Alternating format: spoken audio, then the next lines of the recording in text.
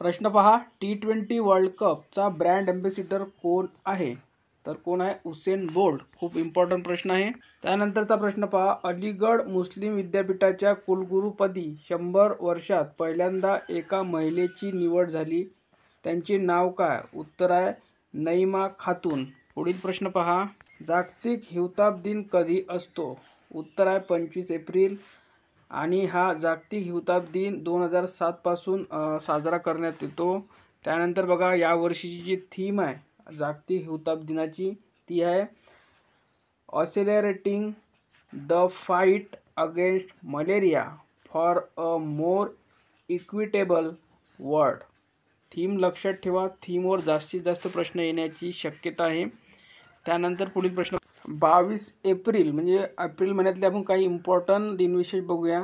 तर बघा, 22 एप्रिल जागतिक वसुंधरा दिन.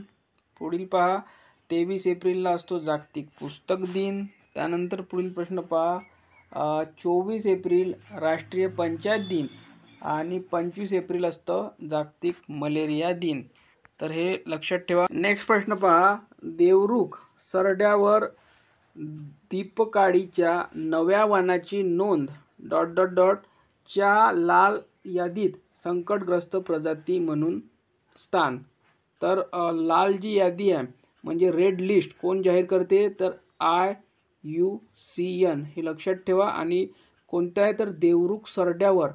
आणि हा देवरुख सरडा कुठं आढळतो ते बघा, दीपकाळी कोकनेन्स या नावाने ओळखली जाणारी ही प्रजाती केवळ पावसाळ्याच्या हंगामात बहरते. त्यानंतर बघा, कोकणात अतिशय तुरळक ठिकाणी भरपूर प्रमाणात आढळणाऱ्या या वनस्पतीचे अस्तित्व रत्नागिरी, सिंधुदुर्ग जिल्हा मिळून 30 ठिकाणावर आहे. त्यामुळे IUCNच्या लाल यादीत या प्रजातीचा संकटग्रस्त प्रजाती म्हणून स्थान दिलेले आहे. तर या कुठं कुठं आढळते हे पण लक्षात ठेवा, रत्नागिरी, सिंधुदुर्ग आणि एकूण 30 ठिकाणे. पण जे महत्त्वाचे 2 नाव आहे ते लक्षात ठेवा, 2 जिल्हे लक्षात ठेवा, रत्नागिरी आणि सिंधुदुर्ग.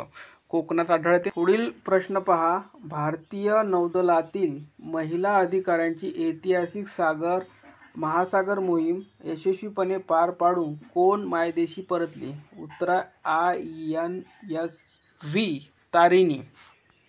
या मोहिमेचे नेतृत्व भारतीय नौदलाच्या महिला अधिकारी लेफ्टनंट कमांडर डिल्ना के आणि लेफ्टनंट कमांडर रूपा ए यांनी केले. या दोघांचे नाव लक्षात ठेवा. आपण फोटो सुरुवातीला लावलेलाच आहे थंबनेलवर, तुम्ही बघितला असेलच. त्यानंतर बघा, अशी ऐतिहासिक मोहीम पूर्ण करणाऱ्या त्या भारतातील पहिल्या महिला असल्यामुळे त्यांच्या या अद्वितीय प्रवासाचे महत्त्व विशेष आहे. पुढे पहा, या मोहिमेला 28 फेब्रुवारी 2024 रोजी प्रसिद्ध नाविक आणि त्यांचे मार्गदर्शक कमांडर अभिलाषा टॉमी निवृत्त यांनी गोव्यातून हिरवा झेंडा दाखविला. त्यानंतर पहा, या अभियानाच्या माध्यमातून लैंगिक समानता आणि नौवहन क्षेत्रात महिला सक्षमीकरणाला चालना देण्याची भारतीय नौदलाची वचनबद्धता अधोरेखित होते.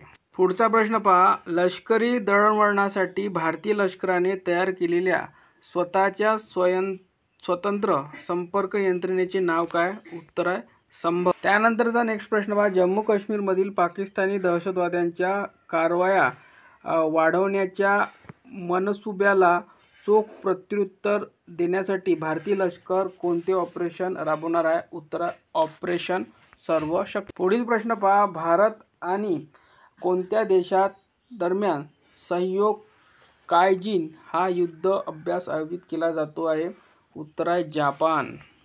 त्यानंतरचा नेक्स्ट प्रश्न पहा, आशियाई नेमबाजी चॅम्पियनशिप 2024 चे आयोजन कोठे करण्यात आले होते? उत्तर आहे इंडोनेशिया. पुढील प्रश्न पहा, राष्ट्रीय महिला आयोगाचे अध्यक्ष कोण आहे? तर उत्तर आहे रेखा शर्मा.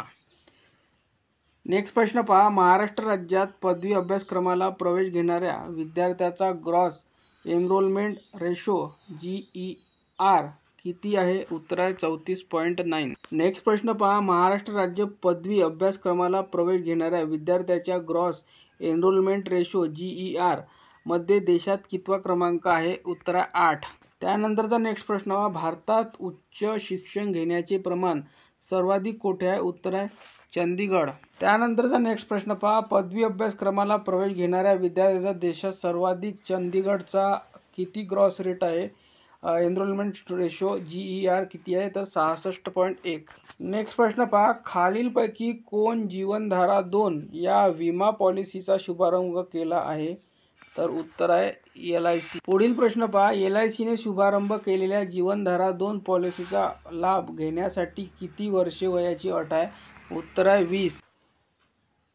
विधी आयोगाचे 22वे अध्यक्ष कोण आहे? उत्तर आहे ऋतुराज अवस्थी. त्यानंतरचा नेक्स्ट प्रश्न, भारतीय नौदलाचे नवे प्रमुख म्हणून अलीकडे कोणाची नियुक्ती करण्यात आली आहे? उत्तर आहे दिनेश त्रिपाठी. नेक्स्ट प्रश्न पहा, नुकताच आगामी खेळाडूसाठी हॉकी इंडियाचा असुंता लार्का पुरस्कार कोणी जिंकला आहे? उत्तर आहे दीपिका सोरेंग.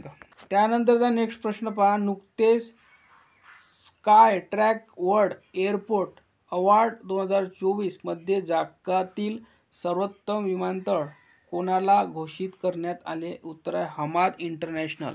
पुढील प्रश्न पहा, अलीकडे जागतिक स्तरावर चांदीच्या उत्पादनात हिंदुस्तान झिंकचे स्थान काय आहे? उत्तर आहे तिसरे. त्यानंतरचा नेक्स्ट प्रश्न पहा, अलीकडेच AFMS आणि कोणत्या IITने सैनिकांच्या आरोग्याच्या समस्या सोडवण्यासाठी करार केला आहे? उत्तर आहे IIT कानपूर. नेक्स्ट प्रश्न पहा, जागतिक यकृत दिन नुकताच कधी साजरा करण्यात आला? उत्तर आहे 19 एप्रिल. त्यानंतरचा नेक्स्ट प्रश्न पहा, अलीकडे मालमत्तेच्या आधारावर आशियाई पॅसिफिकमधील शीर्ष 50 कर्जांमध्ये किती भारतीय बँकांचा समावेश आहे? उत्तर आहे 3. पुढील प्रश्न पहा, नुकताच माल्कम आदिशेसिया पुरस्कार कोणाला दिला जाईल? उत्तर आहे उत्तस पटनायक यांना.